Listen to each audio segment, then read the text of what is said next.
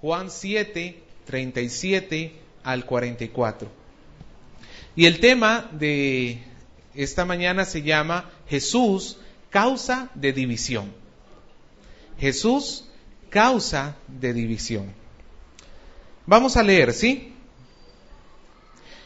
En el último y gran día de la fiesta, Jesús se puso en pie y alzó la voz diciendo: si alguno tiene sed, venga a mí y beba. El que cree en mí, como dice la Escritura, de su interior correrán ríos de agua viva. Esto dijo del Espíritu que habían de recibir los que creyesen en él, pues aún no había venido el Espíritu Santo, porque Jesús no había sido aún glorificado. Entonces algunos de la multitud, oyendo estas palabras, decían: verdaderamente, este es el profeta. Pero otros decían, este es el Cristo. Pero algunos decían: ¿de Galilea ha de venir el Cristo? ¿No dice la Escritura que del linaje de David y de la aldea de Belén, de donde era David, ha de venir el Cristo? Hubo entonces disensión entre la gente a causa de él. Y algunos de ellos querían prenderle, pero ninguno le echó mano. ¿Cómo se llama el mensaje, hermano? Jesús, causa de división. Y hermano, eso es asombroso. Asombroso que en el versículo 43 nos dice que entre la multitud hubo una gran ¿qué? Una gran disensión, una gran división. En griego es la palabra cisma, de donde también la tomamos en español. Un cisma. ¿Sabe lo que significa un cisma? Una separación tal entre un grupo de personas que se forman dos bandos completamente diferentes. Esto se utiliza mucho en el ambiente religioso cuando hay una división o separación en el seno de la iglesia. Eso es lo que significa cisma. O sea, se partió el grupo. Unos pensaban completamente de una forma, pero otros pensaban completamente de otra forma. Y creo que para muchos nos es un poco complicado entender que Jesús es causa de división, porque más bien lo asociamos con todo lo contrario. Nosotros decimos que Jesús nos vino a unir al Padre, ¿sí o no? Sí, claro que sí. Y entonces como que nos rompe un poco la cabeza decir que Jesús es causa de división. Pero él mismo también lo afirmó en Lucas 12:51, si me acompaña rápidamente. En Lucas 12:51, él dijo un pasaje que es piedra de tropiezo, llamémoslo así, para el mundo. Porque en esto no logran encontrarle la lógica. ¿Cómo que Jesús vino a traer guerra? ¿Cómo que Jesús vino a traer disensión? Dicen. ¿Lo tiene Lucas 12:51? Dice: ¿pensáis que yo he venido a dar paz a la tierra? Pregunta Jesús. Os digo, ¿qué dice Jesús? No, sino disensión. Porque de aquí en adelante, 5 en una familia estarán divididos, 3 contra 2 y 2 contra 3. Estará dividido el padre contra el hijo, y el hijo contra el padre, la madre contra la hija y la hija contra la madre, la suegra contra la nuera y la nuera contra la suegra. Hermano, entonces es algo desconcertante y hoy vamos a aprender en qué sentido es que Jesús dice que viene a hacer división. Y esto, regrese por favor a Juan 7. Esto primero tenemos que observar quiénes son los que se dividieron en el versículo 43. ¿Quiénes fueron los que se dividieron? ¿Quiénes? La multitud que estaba ahí con Jesús, ¿cierto? Recordemos que estaban en medio de la fiesta, Jesús estaba en el templo enseñando y había una gran multitud. La multitud se dividió, pero hasta hace unos días la multitud no estaba dividida, estaba unida, pero unida en un pensamiento en contra de Dios. Vea el versículo 15. Y esos versículos los hemos repasado en semanas anteriores. El versículo 15 dice que los judíos se maravillaban, en mal sentido de la palabra, diciendo, ¿y este cómo es que sabe de letras si no ha estudiado? Y esto era como ninguneándolo. O sea, ¿qué va a saber si él nunca ha estudiado, nunca ha estado en el seminario? En el versículo 20, vea lo que le dice la multitud a Jesús. La multitud le dijo, demonio tienes. ¿Quién procura matarte? En el versículo 25, vea lo que dice. Decían entonces uno de Jerusalén, ¿no es este a quien buscan para matarle? Pues mirad, habla públicamente y no le dicen nada. ¿Habrán reconocido en verdad los gobernantes que este es el Cristo? Pero sabemos de dónde es, mas cuando venga el Cristo, nadie sabrá de dónde es. La multitud hasta ese momento se encontraba unida en el pensamiento de decir, no es el Cristo. Pero no lo expresaban abiertamente. En el versículo 13 nos dice que ninguno de ellos hablaba abiertamente. ¿Por qué? Porque tenían miedo a los líderes religiosos. Si algún líder religioso lo escuchaba hablando de Jesús, a alguno de la multitud, ellos corrían el riesgo de ser excomulgados, por decirlo así, de ser echados del pueblo.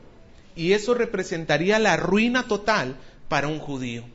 Ellos entonces no creían en Jesús, pero estaban temerosos, ahí no querían hablar. O sea, para los que tuvieran un buen concepto de Jesús, no lo decían, porque tenían ¿qué? Miedo. Hasta ese momento, la multitud está unida, pero en contra de Jesús. ¿Me dejo entender? Hasta el versículo 27, todos están unidos, pero contra Cristo. Y ahora vemos en el versículo 40, nos dice, entonces algunos de la multitud, oyendo estas palabras, decían, verdaderamente, este es el profeta.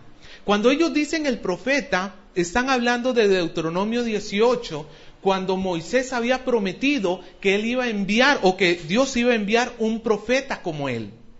Y los judíos pensaban que, en este caso, este grupo de judíos pensaban que el profeta iba a ser un hombre tan grande como Moisés. No necesariamente el Cristo, pero sí un gran hombre. Y lo interesante es que ahora lo comienzan a decir, ya no con duda, antes decían, este es bueno, o será este. Ahora dicen, verdaderamente, este es el profeta. Si bien es cierto, no es una declaración de Cristo como el Mesías, pero ya se están acercando. Y note algo, ahora lo están diciendo abiertamente.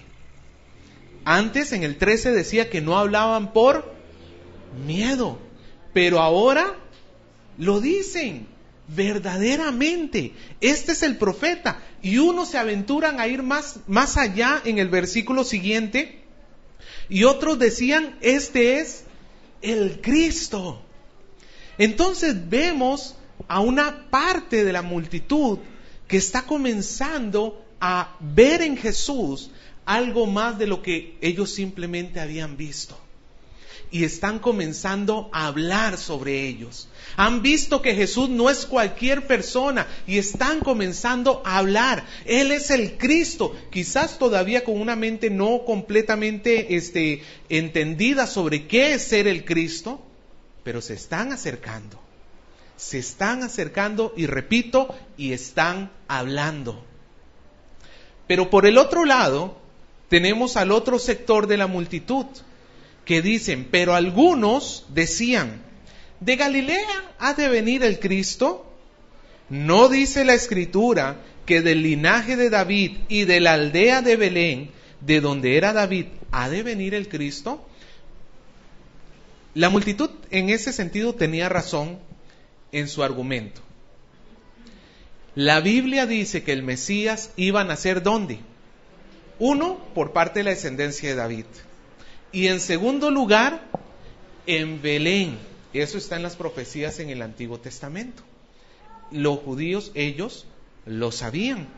Pero ellos consideraban a Jesús no uno que había nacido en Belén. porque ellos lo habían visto y sabían que él venía ¿de dónde? De Galilea. Es irónico porque ellos sabían la verdad en el sentido de la profecía, pero por no ponerse a investigar, por dejarse guiar primero por sus propios prejuicios, porque Jesús, cierto, venía de Galilea, pero ¿dónde había nacido? En Belén. Si ellos se hubieran ocupado de investigar, hermano, tenían la respuesta en la punta de su lengua, en la punta de su nariz. Pero irónicamente, estos, a pesar de que tienen la verdad, no llegan a ver la verdad. Es irónico el asunto. Y sigue diciendo que entonces hubo una gran división. Eso dice que hubo una disensión entre la gente a causa de Jesús. Y algunos de ellos, dice el versículo 44, ¿qué querían? Prenderle. Esto no es prenderle fuego por aquello. Prenderles, agarrarle, asirle pero con violencia, agarrarlo, hacer de repente, ¿cómo es que es? Las rondas en la sierra, ¿no es cierto? Que agarran a uno y los ronderos, ¿no es cierto? ¿Cómo es que le llaman? ¿Justicia popular? Sí, ¿no? Pero, sí, es una justicia clandestina, porque en realidad muchas veces se abusan del... Bueno, pero dice que no lo pudieron hacer. Nadie le pudo echar mano, y ya lo hemos leído en versículos anteriores, es la respuesta, ¿por qué no lo pudieron hacer? Porque no había llegado la hora de Jesús. Yo a lo que quiero es llegar a esto, hermano. Note, antes, en los versículos arriba teníamos una multitud incrédula y unida. Y ahora en los versículos que acabamos de leer tenemos una multitud dividida y algunos caminando hacia la fe. La pregunta es, ¿qué causó esa división? La respuesta es, ¿qué hay entre el versículo 36 para arriba y el versículo 40 para abajo? La respuesta es, las palabras de Jesús. Lo que dijo Jesús causó división. Y es que Jesús es causa de división, hermano, en el tiempo de los judíos y en este tiempo. Jesús es causa de división en Israel en este primer siglo, como lo es en el Perú. Jesús es causa de división, hermano, a tal punto que el tiempo lo hemos dividido antes de Cristo y después de Cristo. Estamos en el año 2015, ¿qué cosa? Después de Cristo. Vea el impacto que tiene Jesús en medio de la humanidad. Cuando llega Jesús a la humanidad, la divide. Y el asunto, hermano, que en la división no podemos quedarnos en el medio. Yo no me puedo quedar aquí parado, tengo que tomar la decisión, o me quedo con un bando o me quedo con otro bando. En los países donde se persiguen a muerte a los cristianos, hermano, nosotros vivimos acá en la gloria de Dios, gracias a Dios, nadie nos persigue, aunque lamentablemente eso nos hace muy temerosos, increíble. La gente acá no testifica de Cristo y no tiene nada que temer, pero tenemos miedo de testificar de Cristo. Pero la gente en países musulmanes o en la China o en la India, que los matan por tener una Biblia, predican con denuedo. Y yo estaba leyendo, hermano, historias, y hace poquito en una revista cristiana le estaba leyendo el caso de una mujer, obviamente una hija de un seno familiar, y sabe, a esta niña, a esta jovencita, le iban a apedrear por ser cristiana. Y lo más impactante, ¿sabe quién estaba llevando a esta jovencita para que la apedreen? Su papá. Su propio papá estaba llevando a su hija, porque las tienen que meter en un hueco, le dejan a la mitad del cuerpo, adentro un hueco, el torso afuera, y ahí la estaba llevando, la verdad no me recuerdo si la terminaron matando o qué pasó, pero su propio padre la entregó a muerte. Hubo división en esa casa, y la división fue por Cristo. Estos creyentes, hermanos, que de la historia, hace unos días estaban atemorizados, no querían hablar, pero hoy hablan abiertamente. Y la pregunta es, ¿qué los hizo cambiar entonces? ¿Qué fue lo que desencadenó en ellos el arriesgar su propia vida por algo que, hermano, ellos para arriesgar su vida es porque estaban esperando conseguir algo superior, porque nadie cambia algo grande por algo chiquito, ¿sí o no? Tú cambias algo chiquito por algo grande, y si lo que vas a cambiar es tu vida, vas a arriesgar tu vida, significa que entonces lo que estás queriendo ganar es algo mucho más grande que tu vida. ¿Qué hizo cambiar a estas personas? ¿Qué los hizo exponerse a la muerte? Vamos a ver, y es la gran declaración de Jesús. Versículo 37. Esto es lo que causó el cisma. Dice, en el último y gran día de la fiesta. ¿Cuál fiesta? ¿Se acuerda el contexto? La fiesta de los tabernáculos. Algunos se me están yendo a la Pascua era 6 meses adelante. ¿Ok? Recuerde, estamos en la fiesta de los tabernáculos. ¿En qué día de la fiesta? Recordemos que era una fiesta que duraba 7 días y el 8º día había una celebración adicional que no formaba parte de la fiesta de los tabernáculos, pero como estaba pegadito, ahí nomás se celebraba. Durante 7 días se celebraba la fiesta de los tabernáculos y al 8º día se hacía una santa convocación, o sea, todo el pueblo celebraba junto al Señor. Cuando la Biblia dice que era el último y gran día de la fiesta, nos deja 2 alternativas.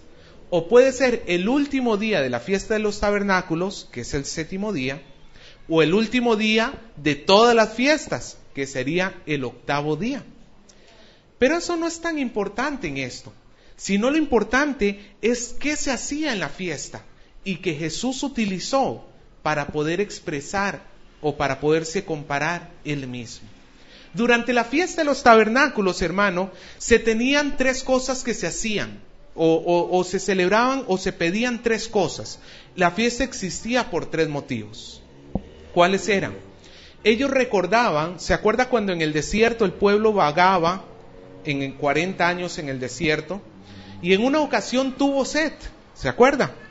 ¿De dónde Dios les dio agua? De la peña. Ellos conmemoraban eso, la provisión de Dios en el desierto cuando les dio agua de la peña. Se celebraba en la fiesta de los tabernáculos. Aparte de eso, en la fiesta de los tabernáculos se celebraba al final de la cosecha. Y entonces ellos también hacían la fiesta de los tabernáculos y en la fiesta de los tabernáculos le pedían a Dios agua a manera de lluvia para que la próxima cosecha tuvieran que comer. Nuevamente vemos la provisión de Dios a través del agua para el sustento del hombre. ¿Ok? Al igual que el agua en la peña, en la actualidad para ellos sería, Señor, haznos descender agua, que tu provisión sea agua en la lluvia, porque si hay sequía, no vamos a poder comer absolutamente, pero si hay lluvia, vamos a tener provisión.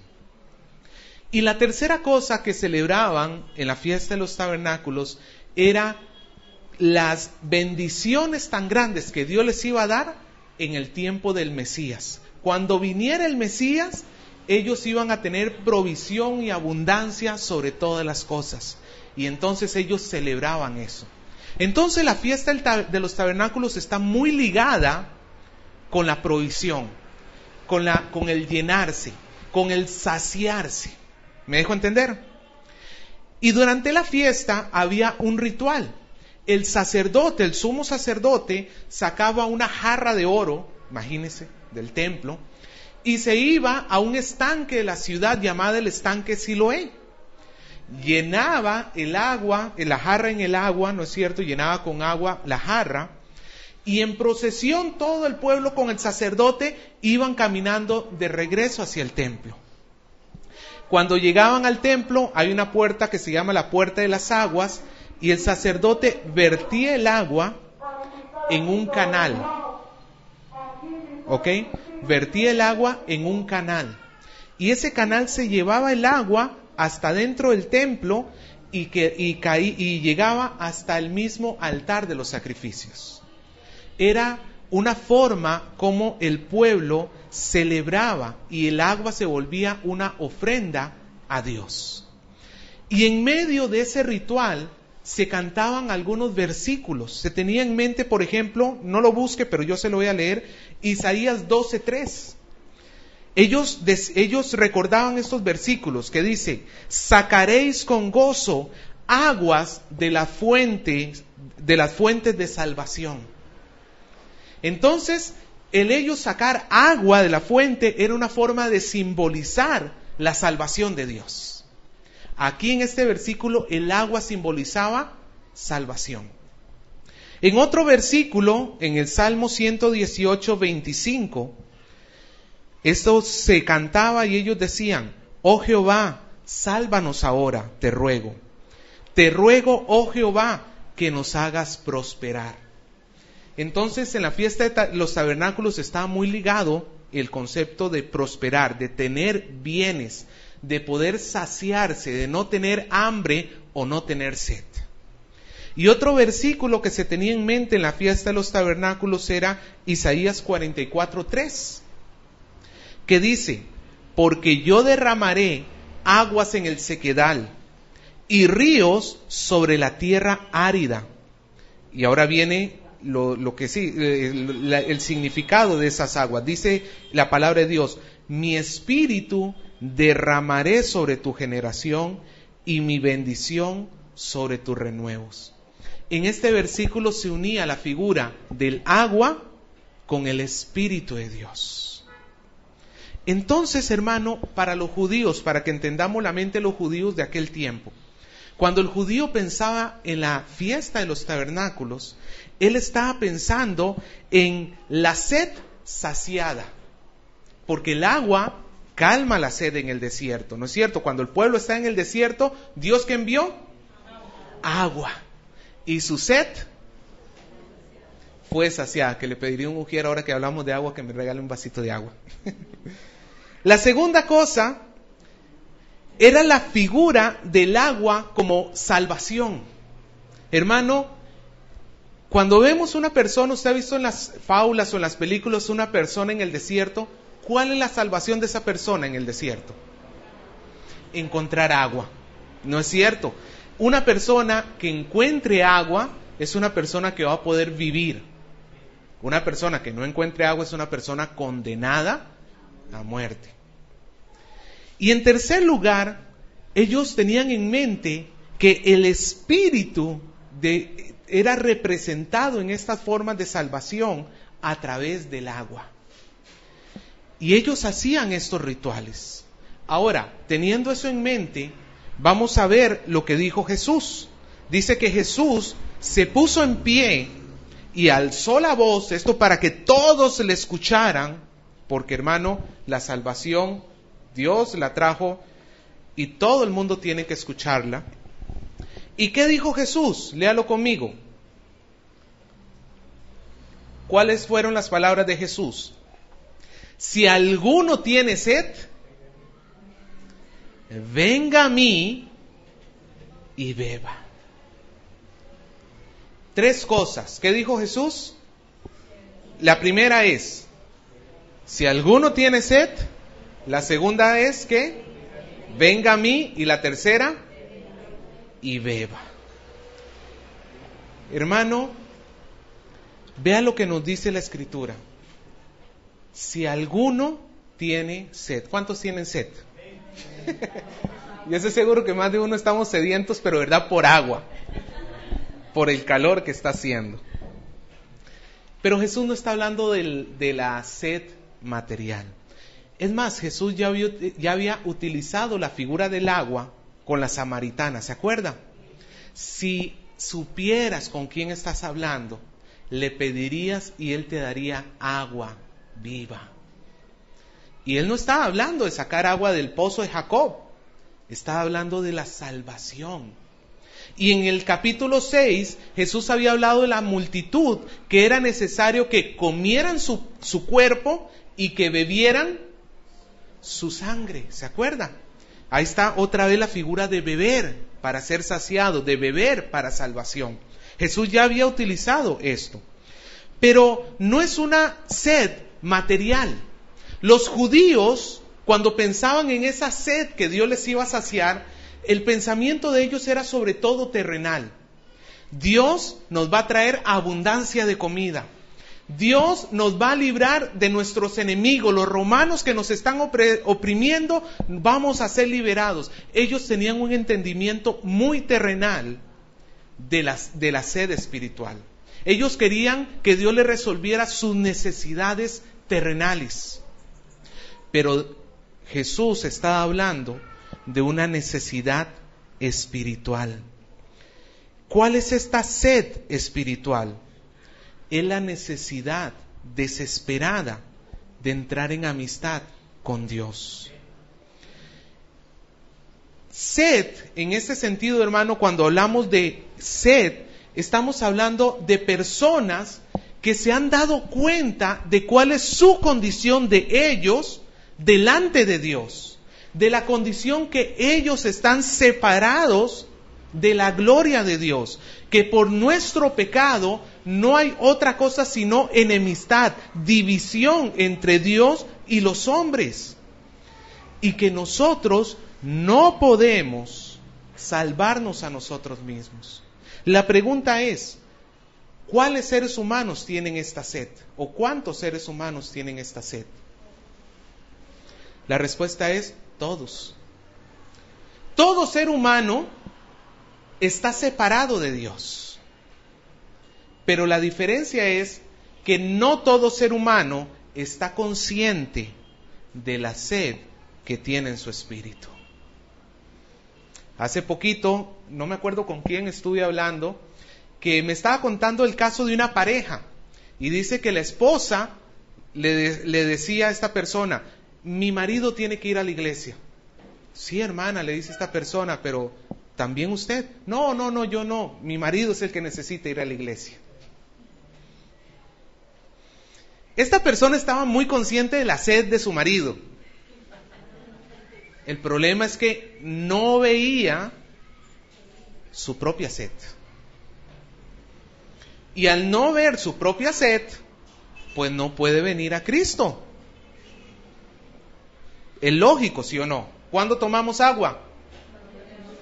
Eso es una mala costumbre, ¿sabía? Deberíamos tomar agua de manera regular. Ya, pero bueno. Esta sed de Cristo, esta sed por la salvación, esta sed que solamente puede ser saciada cuando el Espíritu Santo viene a nuestra vida, porque es el Espíritu Santo el que nos convence de pecado, de juicio y de justicia, dice la palabra. Esta sed que el hombre tiene es la que divide el grupo en dos. La multitud estaba dividida entre los sedientos que se han dado cuenta de su sed y los sedientos que ignoraban su sed. Esa es la primera división ahí. Cuando la persona se da cuenta de su sed, hermano, va a tener que buscar saciarse, ¿sí o no? Y hermano, ¿cómo nosotros nos damos cuenta de que tenemos sed? Lo curioso, hermano, es que el ser humano no tiene la capacidad de discernir en sí mismo su condición. Si usted le pregunta, o nos preguntaban a nosotros antes de conocer a Cristo, ¿cómo estábamos y qué respondíamos? ¿Eres una mala persona? ¿Qué respondíamos? No, yo no le hago mal a nadie, yo no robo, o de repente sí robé, pero tú sabes que necesitaba y ladrón que roba al ladrón. ¿No es cierto? Y poníamos nuestras mil excusas, ¿no es cierto? No éramos conscientes de nuestra sed. El mundo de esa manera no es consciente. ¿cómo puede el mundo llegar a ser consciente de su sed? Jesús en el versículo 39 nos dice que todo esto, Juan nos dice que todo esto que Jesús hablaba, ¿sobre quién estaba hablando? Sobre el Espíritu. El que revela al hombre que tiene sed es el Espíritu de Dios. Mientras que el hombre carece del Espíritu de Dios, se ve justo ante sus propios ojos, no ve necesidad de nada en su propia vida, ignora completamente. Pero cuando el Espíritu, a través del Evangelio, hermano, es curioso porque el Espíritu y el Evangelio son la causa de nuestra sed, o mejor dicho, son la causa de que reconozcamos nuestra sed. Cuando nosotros escuchamos el mensaje del Evangelio, que somos pecadores delante de Dios, recién ahí comenzamos a sentir la sed de Dios, ¿sí o no? El Espíritu y el Evangelio son la causa de la sed del hombre, o despiertan la sed en el hombre, le despiertan la conciencia de la sed del hombre. Y el hombre ahora se siente con necesidad de tomar, de saciarse, pero el hombre es incapaz de saciar su propia sed. No sé si alguna vez usted ha hecho esto, yo lo he intentado 1000 veces. Cuando tengo sed, ¿cuántos han tratado de tragar saliva para que se les calme la sed? ¿Funciona?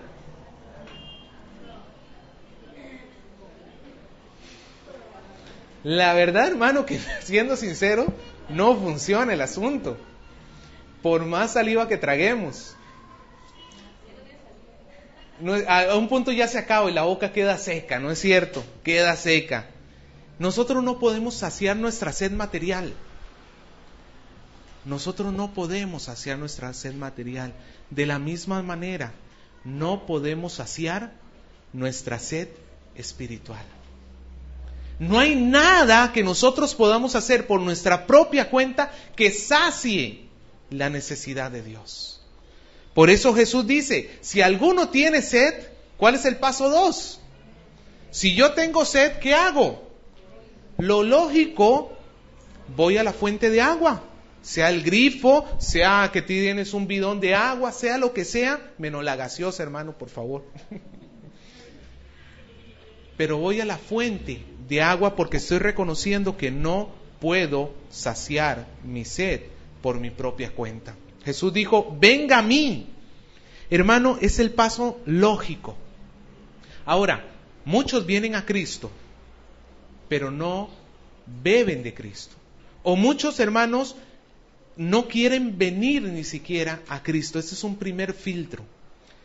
En Hechos 17, no lo busque, Hechos 17:32, Pablo está predicando en Atenas. Y cuando Pablo está predicando, dice en el versículo 32 que cuando los atenienses le escucharon hablar sobre la resurrección de los muertos, le dijeron a Pablo, otro día te escucharemos. O sea, ellos no estaban interesados en venir a Jesús. Cuando les comenzó a sonar el asunto medio raro, ya dijeron, ¿sabe qué? Hasta acá nomás. Y hermano, que una persona escuche de Jesús y que una persona venga a Jesús no es lo mismo. ¿Se da cuenta de eso? No es lo mismo. Hay personas incluso que vienen a Jesús, pero no beben de Jesús. Hay personas que participan por años incluso en una iglesia, pueden ser hasta el pastor de la iglesia y nunca han bebido de Jesús. No sirve de nada venir a Jesús sin beber. Venir a la fuente, hermano, es una cosa, pero arrodillarse para tomar agua es otra cosa completamente diferente. Y nosotros tenemos que tener cuidado si simplemente estamos viniendo y no bebiendo, porque Jesús dijo, si alguno tiene sed, venga a mí, ya cumpliste, estás aquí en la iglesia, pero ¿qué es lo que sigue? Bebe. ¿Qué representa el beber? Beber vendría representando creer en Cristo. Beber vendría representando cuando la persona finalmente se da cuenta de su propia sed, se da cuenta de que él es pecador, se declara pecador a sí mismo y abandona todo intento de saciar su sed por su propia cuenta, abandona todo intento de salvarse a sí mismo y más bien se deposita en el sacrificio vicario de Cristo. ¿Se acuerda lo que significaba vicario? Sustitutivo. El sacrificio de Jesús que nos sustituyó a nosotros. Que la persona, hermano, cuando bebe de Cristo, es porque deja de confiar en sí mismo para salvación, para confiar en el sacrificio de Jesús. Y esto, nuevamente, solo lo puede hacer cuando el Espíritu Santo está alumbrando el corazón de esta persona. Esto solamente lo puede hacer cuando el Evangelio, a través del Espíritu Santo, le provee el camino a la salvación. Cuando el hombre escucha la palabra de Dios y el Espíritu Santo obra en el corazón del hombre, finalmente esta persona puede beber del agua que lo va a saciar. Y hermano, la gran pregunta que tenemos que hacernos es, nosotros, no dudo que hayamos venido a Cristo porque estamos aquí en la iglesia. La gran pregunta es, ¿hemos bebido de Cristo? ¿Hemos bebido nosotros de Cristo? Eso, hermano, es lo que comienza a hacer que la multitud se parcialice hacia Jesús. ¿Por qué? Porque no hay otra forma de ser saciado. Imagínese que en todo Lima solamente el grifo de su casa funcionara.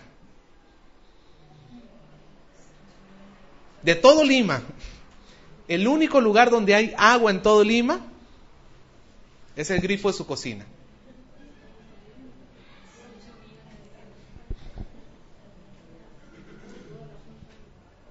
Y forman dos equipos, los que quieren ir a beber agua a su casa y los que no quieren ir a beber agua a su casa. La pregunta es, ¿no sería tonto que usted decidiera unirse al otro grupo, al que no quiere ir a beber agua a su casa? La respuesta, hermano, es obvia. Obviamente me voy a meter al grupo que sí va a beber agua en mi casa. ¿Por qué? Porque es la única fuente. No, pero ¿y si los otros me comienzan a instigar y decirme que no, que abandone mi grifo, que esas son puras patrañas, que eso no sirve para nada? ¿Usted le haría caso? Si lo golpean para que usted se vaya a otro lugar a tomar agua, ¿usted abandonaría su grifo? Es el único. Es lo que le pasaba a la multitud, comenzaron a dividirse porque unos empezaron a encontrar en Cristo la saciedad de su alma. Los otros no querían nada con Cristo y ahí es donde comienza la división. Nosotros, hermanos, nos comenzamos a dividir del mundo porque el mundo no le interesa nada a Cristo. En cambio, nosotros no podemos vivir sin Él. Desesperadamente tenemos sed de Cristo. Ahora lo cantábamos. Bueno, cantábamos del hambre, pero va más o menos la misma figura. Entonces, hermano, ahí comienza la división. Pero Jesús no llega solo ahí. Pase el versículo 38. El versículo 38 dice, el que cree en mí, y este es un versículo súper conocido en el cristianismo, el que cree en mí, como dice la Escritura, de su interior, ¿qué dice? Correrán riachuelos, goteo, ríos, dice, ríos de agua viva. Vea, ahora Jesús va más allá de eso. En el versículo anterior teníamos a un sediento yendo a la fuente de agua, ¿sí o no? El que tenga sed, venga a mí y beba. La figura es de un sediento yendo a buscar agua. Pero en este versículo nos dice que los que creen en Jesús, ¿qué van a llegar a hacer? Van a llegar más bien a ser fuentes de agua viva. O sea, Jesús no solamente sacia la sed del sediento, lo convierte en una fuente de agua viva. Dice, de su interior correrán ríos de agua viva. Ahora, ¿en qué sentido? Porque esto, hermano, tenemos que entenderlo en cierto sentido. No significa que nosotros somos capaces de darle el Espíritu Santo a alguien, como harían los predicadores de la prosperidad, que a su voz una persona recibe el Espíritu. Eso no funciona así, hermano. El Espíritu Santo no funciona a nuestro antojo, funciona en la voluntad de Dios. Amén. Pero en el Antiguo Testamento habían ciertos pasajes que los judíos sabían que ellos, Dios había prometido convertirlos en fuente de agua para otros. Le leo, Zacarías 14:8, dice la palabra de Dios, 14:8, Zacarías 14:8 dice, acontecerá también en aquel día que saldrán de Jerusalén aguas vivas, dice, la mitad de ellas hacia el mar oriental y la otra mitad hacia el mar occidental, en verano e invierno. Y esta era una profecía que del pueblo de Dios, ellos se iban a transformar en agua viva, en fuente de agua viva para otros. Hasta un mar que queda para un lado y hasta el mar que queda al otro lado. Esto significa hacia todo lado. Y en verano y en invierno simboliza el tiempo y significa en todo tiempo. Ellos iban a ser fuentes de agua viva. En Isaías 58:11 dice, Jehová te pastoreará siempre. En las sequías saciará tu alma. Eso nos recuerda al versículo que acabamos de leer. Si alguno tiene sed, venga a mí, beba. Y dará vigor a tus huesos. Y escucha lo que sigue. Y serás como huerto de riego y como manantial de aguas, cuyas aguas nunca faltan. Jesús no se estaba inventando nada. En el Antiguo Testamento ya estaba prometido que el pueblo de Dios, Dios lo iba a convertir en fuente de agua. ¿En qué sentido es fuente de agua? En el sentido, hermano, de que ahora que el Espíritu Santo mora en mí, porque el Espíritu Santo mora en los creyentes en Jesús, ahora yo voy a poder con denuedo hablar, con valor, predicar, testificar a otros sobre Cristo, y esos otros van a poder conocer de Dios, van a poder recibir del Espíritu de Dios por la influencia que yo estoy ejerciendo en ellos. Ellos vienen y me escuchan, no solamente me escuchan mis palabras, mis acciones, porque una fuente de agua viva, hermano, no solamente es que su palabra brota agua viva, sino que sus acciones también muestran el agua viva. El verdadero discípulo, el verdadero creyente, no solamente expresa el Espíritu de Dios en sus palabras, sino que también lo expresa en sus acciones. Porque así la gente nos vea o nos oiga, recibe agua viva. Hermano, es hermoso, es maravilloso ver que Dios no solamente nos sacia nuestra sed, sino que ahora nos capacita, coloca en nosotros su Espíritu para que nosotros compartamos con otros lo que hemos recibido. Jesús le dijo a los apóstoles, de gracia has recibido, den de gracia.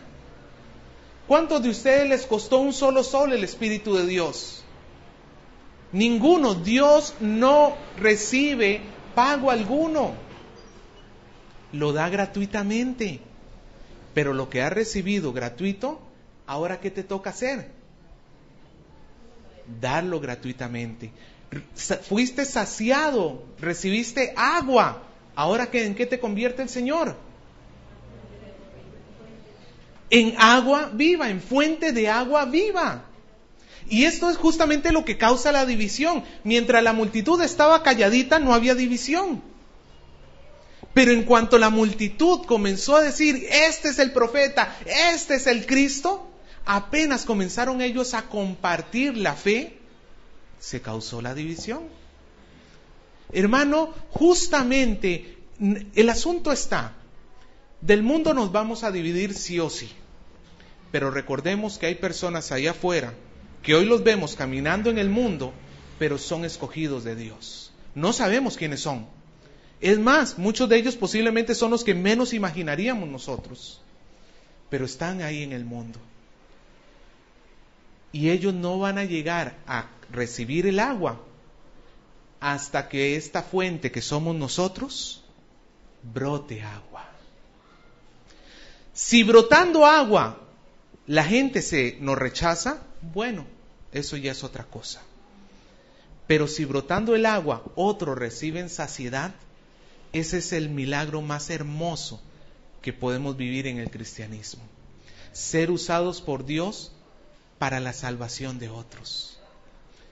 ¿Cuántos conocen qué es el Mar Muerto? ¿Ha escuchado sobre el Mar Muerto? Resulta que el Mar Muerto es un mar muerto. ¿Sabe por qué le llaman el Mar Muerto? No sostiene vida. Es tan salado en el sentido de sal, no en el sentido de suerte. Es tan salado el mar que no sostiene vida en él mismo. Pero el Mar Muerto tiene otra característica. El Mar Muerto en realidad no es un mar, es un lago gigante. Y los lagos reciben agua del río y desbordan y se va por otros ríos. ¿Ok? El lago en todo el mundo recibe agua por un lado, pero da agua por otro lado. Pero el Mar Muerto es diferente. El Mar Muerto recibe agua, pero no suelta ni una sola gota, nada. El agua se queda ahí estancada. Y como está estancada, muere. Hubo una secta después de los tiempos de Jesús llamada la secta de Qumran, de los cuales tenemos ahora los rollos del Mar Muerto, que esta secta, cuando ellos conocieron el Evangelio, ¿sabe lo que hicieron? Recibieron el agua viva, dijeron, tenemos la salvación.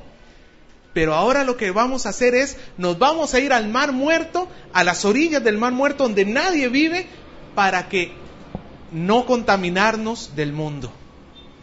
Para que el mundo que está mal, que está viviendo en pecado, no nos contamine a nosotros. Nosotros somos santos y entonces nos retiramos. Y fueron y se escondieron en el Mar Muerto. Fueron la misma imagen del mar. Recibían agua, pero nunca quisieron dar agua a otros.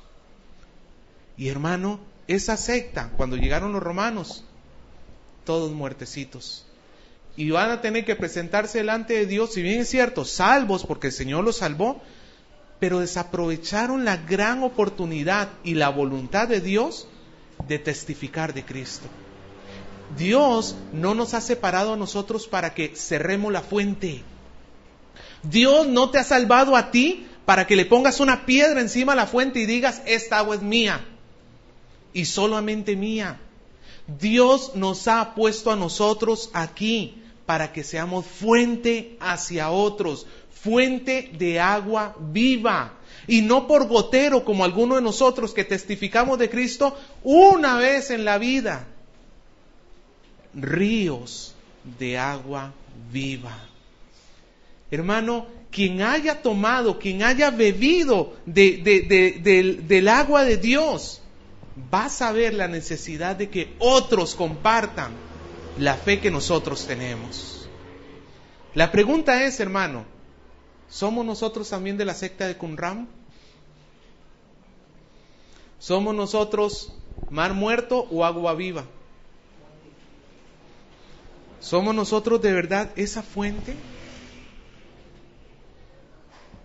Los apóstoles que estaban ahí con Jesús, ellos experimentarían lo que Jesús dijo. El Espíritu Santo había estado presente desde el inicio de los tiempos, pero todavía no había llegado la época en que el ministerio del Espíritu Santo se iba a mostrar plenamente.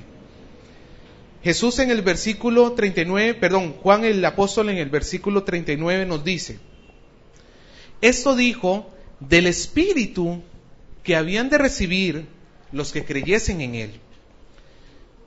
Pues aún no había venido el Espíritu Santo, porque Jesús aún no había sido glorificado. Vea cómo la palabra glorificado es para describir la cruz de Cristo. ¿Ok? La muerte de Cristo en la cruz. Juan no la describe como un momento de vergüenza. Juan la describe con la palabra gloria.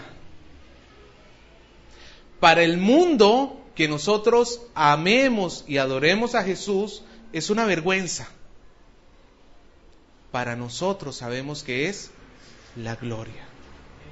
Jesús no había sido glorificado, y como no había sido glorificado, el Espíritu aún no había sido enviado a la tierra, el ministerio del Espíritu Santo aún no había empezado, y como aún no había llegado el Espíritu a la tierra, sus discípulos aún carecían de esa parte. Pero ¿cuándo se cumplió esto que Juan nos está diciendo acá? ¿Alguien sabe? ¿Cuándo descendió el Espíritu sobre la iglesia? ¿Cuándo? ¿Cuando subió a los cielos? No, falta algo más. Ay, hermano. Y ese es de escuelita dominical. ¿Qué sucedió en el Pentecostés?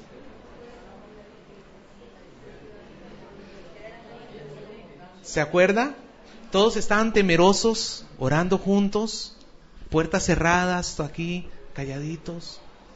Bajó el Espíritu, los llenó del Espíritu. ¿Y cuál fue la prueba de que fueron llenos del Espíritu? Salieron a testificar de Cristo. Estalló la fuente de agua viva. Los persiguieron por testificar de Cristo. A Juan y a Pedro, Juan el escritor que estamos aquí leyendo, lo apresaron, lo azotaron y le dijeron: no prediques más en nombre de Cristo. ¿Y cómo salieron ellos? Dice la palabra: gozosos de haber tenido por dignos de padecer por Cristo. ¿Se callaron? Hermano, no puedes cerrar una fuente. No la puedes cerrar. Cuando la fuente está brotando, le pones una piedra, pues manda a volar la piedra. No se puede cerrar la fuente. Si la fuente está brotando en nosotros, hermano, no se puede callar. Y así se causan divisiones por causa de Cristo. Así se causan divisiones. Hermano, nosotros tenemos que ser fuente de vida, fuente para otros. Es una forma en la cual nosotros expresamos nuestro agradecimiento a Dios. Pero el problema, hermano, es que nos estamos callando mucho. El problema es que en lugar de que la gente vea en nosotros a Cristo, ve en nosotros otro tipo de comportamiento. Cuando vienen familiares a nuestra casa y es domingo, me resulta más fácil llamar y decir: no puedo ir a la iglesia, que ser fuente de agua viva y decirle a mis familiares: vamos juntos a la iglesia.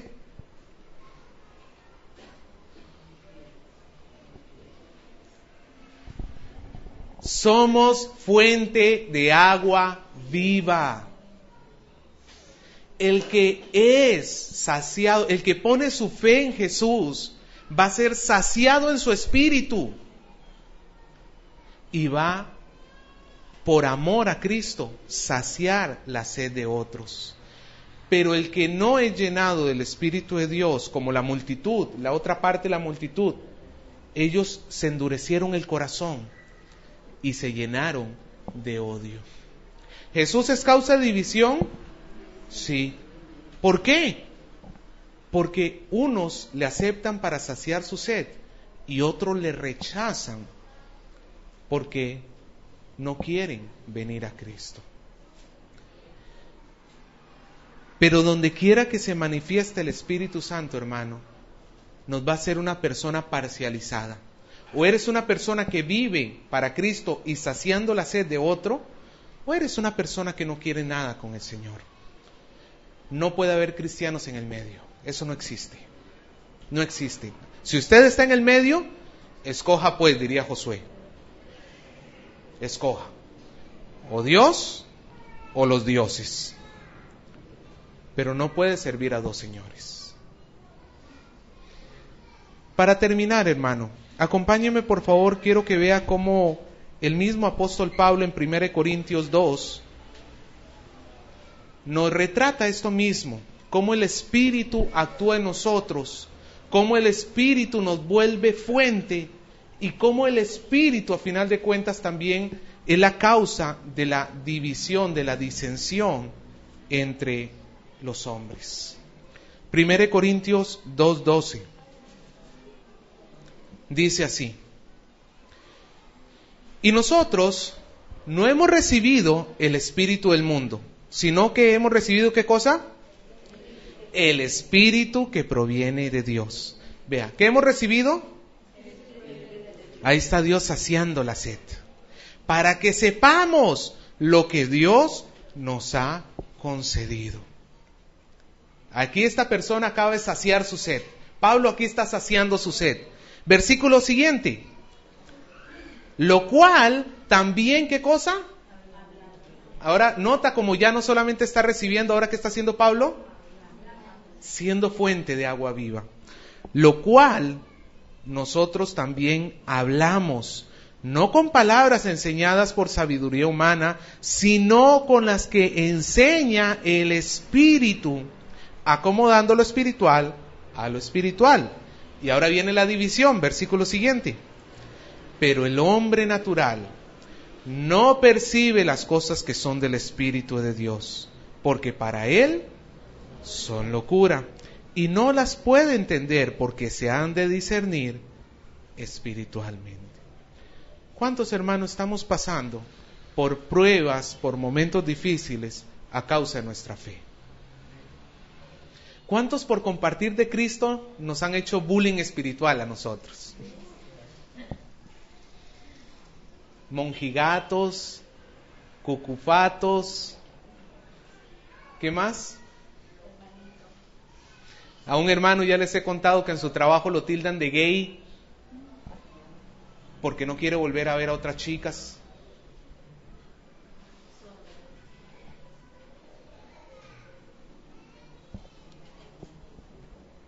La pregunta es, hermano, ¿vale la pena parcializarse por el agua viva? ¿O es mejor abandonarla y seguir al mundo? Yo recordaría aquí las palabras que Pedro le dijo a Jesús: Señor, ¿a quién iremos? Si solamente tú tienes palabras de vida eterna. Señor, ¿a dónde correré yo? Si no me sacio en ti, ¿qué en el mundo me va a saciar?